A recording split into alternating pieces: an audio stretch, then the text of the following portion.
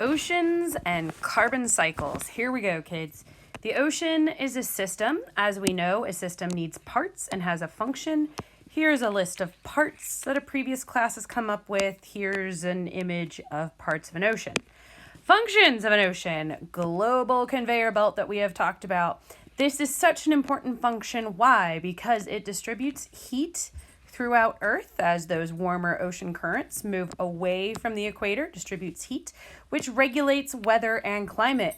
With the warmer water, we have warmer temperature, and then with the warmer water, that increases precipitation because there's more evaporation. If there's more evaporation, it'll be more condensation and therefore more precipitation. So, those warmer ocean currents make a big deal with the climate around the Earth. Also, another reason to understand why the function of the oceans are so important is because 70% of the Earth's surface is covered in ocean. So if there are little tiny things that happen in the ocean but are done to the whole ocean, done a lot, these little things done a lot make a big difference. Now we're going to talk about what the ocean has to do with carbon cycle. As we continue through these notes, we will be marking things in green that add carbon to the air, carbon sources. We will be highlighting things in red if they remove carbon from the air, and that would be a carbon sink. So, by the way, also we think of the oceans as an important function to the carbon cycle is removing carbon from the air. All right, phytoplankton and upwelling. Here's where you pause this video, click this link on your notes document, and watch that video. Now that you're back with us, we will talk about the upwelling and why it is so important because it brings nutrients to the surface, which gives the nutrients become food for the phytoplankton. We've talked about that in previous notes. Then, with that phytoplankton does photosynthesis, which takes in carbon dioxide. So this is highlighted in red because it is removing carbon from the air. The photosynthesis done by the phytoplankton provides something like 50% of the breathable oxygen in our air. That's clearly important. But also, this photosynthesis produces food for the base of the food web in the ocean. Here's surface waters where all that photosynthesis is happening. Here is a chemical equation of photosynthesis. Here's some green algae and phytoplankton in the ocean doing that. Next one, this is specific to the carbon cycle in the ocean. It really starts here with photosynthesis in those surface waters. Most of that stuff gets eaten up and stays within these surface waters. Some of it falls as marine snow. Marine snow is little detritus and organics that sink instead of being eaten. This is 1% of annual carbon from the air sinks as marine snow to the bottom, where it is then stored here in long-term storage in the carbon reservoir of the geosphere. These long-term carbon storage things are called fossil fuels. Another way that carbon from the surface waters or this part of the water ends up on the ocean floor is stuff like whale fall. Sometimes it is literally whales, sometimes it's other larger organisms, but things that are large and fall and die that do not get eaten up here, they land down here.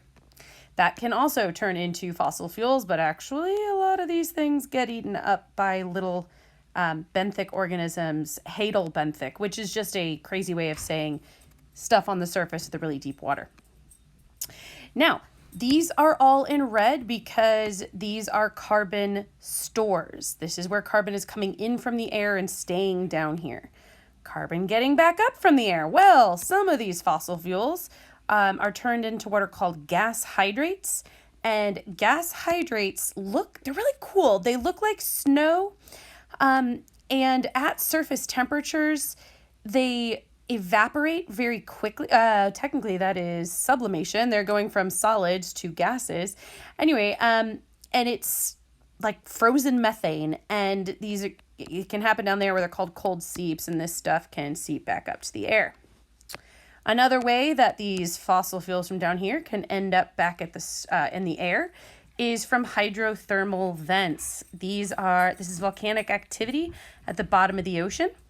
These hydrothermal vents are actually very productive areas, meaning there's lots of stuff that lives down here on the bottom of the ocean. The stuff down here is little bacteria that is chemosynthetic, not photosynthetic. There is no light. They cannot do photosynthesis. They do chemosynthesis. Chemo, as in chemicals. Chemicals, synthesis to make food. Here's an equation for chemosynthesis, and here's what I'm talking about. Some of these tiny little things down here doing chemosynthesis become the basis of the food webs down here, and then there are other larger things that eat them, like there's crabs down there, these things called tube worms. It's actually pretty active at these hydrothermal vents. Now, they are few and far between on the ocean floor, but they are down there and they are teeming with life. These conditions, by the way, side note and fun interesting fact, these are very much like the early conditions on Earth when life would have first begun about 4 billion, maybe 3.5 to 4 billion years ago. Okay, but back to the storage of these fossil fuels. That is normal Mother Nature, Earth working there, how it gets pulled out of the air by the ocean and then down here. And along came Lou with his old... then along came the humans that burn these fossil fuels. So this is green because it goes very quickly back up to the atmosphere. This is not such a great thing. We are releasing these carbon dioxides back to the air, these methanes and other carbon particles back to the air at a very rapid rate. Now, last thing on this particular video, lab break number 1. I would, if we were in the classroom, hand you rock samples. You would look at them with a hand lens, and what you would see is shells. What these things are is fossils. They come from a type of rock called limestone. The mineral is calcite. The chemical name is calcium carbonate. Here is the chemical formula. Then I would have shown you if I put a weak little acid on top of it. I mean, we're talking weak acid. The stuff I have comes from a chemical storeroom, but we could have used like orange juice. We would see that the rocks fizz and bubble, which is a sign of a chemical reaction because we were going from a solid with a liquid and producing a gas. So that's a chemical reaction. What is happening is that the rock and shell is being dissolved, and the gas produced is carbon dioxide. We know that from certain chemical equations I will show you in our next video.